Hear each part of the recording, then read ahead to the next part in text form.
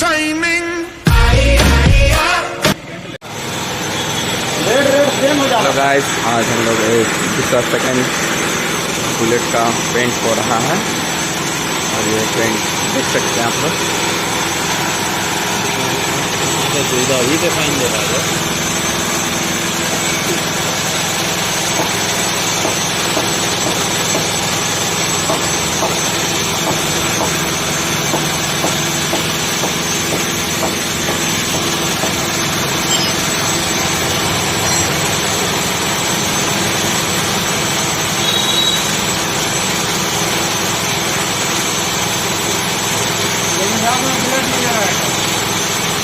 European लगेगा black, जानते कौन कलर है?